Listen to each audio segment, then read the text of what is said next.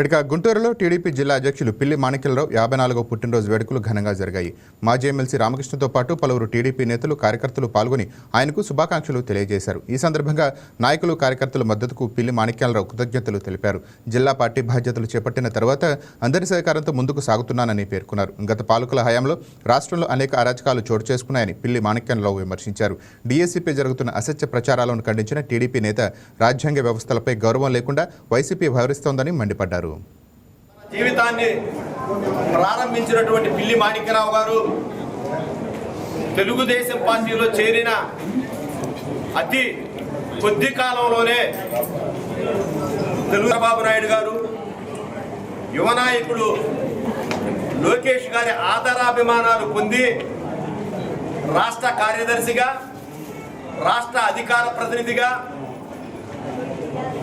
అధికారంలో లేని 5 సంవత్సరాలు మరి జిల్లా నుంచి రాష్ట్రానికి ప్రాతినిధ్యం వహించే విధంగా ఒక కార్యాలయంలో కానివ్వండి, రాష్ట్ర కార్యాలయంలో కానివ్వండి, టీవీ డిబేట్లో కానివ్వండి, అనేక ప్రసార మాధ్యమాల్లో తన గొంతును బలంగా వినిపించిన వ్యక్తి.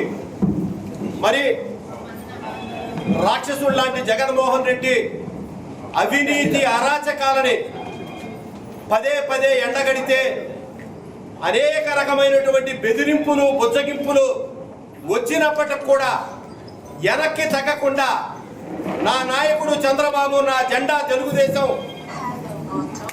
నా ఎజెండా చంద్రబాబు నాయుడు గారిని ముఖ్యమంత్రిని చేయటమే ఏకైక లక్ష్యం అని చెప్పేసి ప్రాణాలకు తెగించి పోరాడినటువంటి యోధుడు పిల్లి మాణిక్యరావు గారు. జిల్లా పార్టీ కార్యాలయంలో ఘనంగా వేడుకలు నిర్వహించుకోవడం చాలా గర్వంగా ఉంది. ఇలాంటి ఉద్యమ స్ఫూర్తి ఉన్న నాయకుడు, వరస్ట్ వైసీపీ మీద వీరోచితంగా పోరాడిన నాయకుడు మనకి జిల్లా అధ్యక్షుడిగా ఉండటం మనందరికి కూడా గర్వకారణం అని చెప్పి సందర్భంగా తెలియజేస్తా ఉన్నాం. అలానే వైసీపీ మీద పోరాటం అంటే ఎంఆర్పిఎస్ నాయకుడు మాణిక్యరావు గారు అని చెప్పి ఈ సందర్భంగా తెలియజేస్తూ రాబోయే రోజుల్లో తెలుగుదేశం పార్టీతో పాటు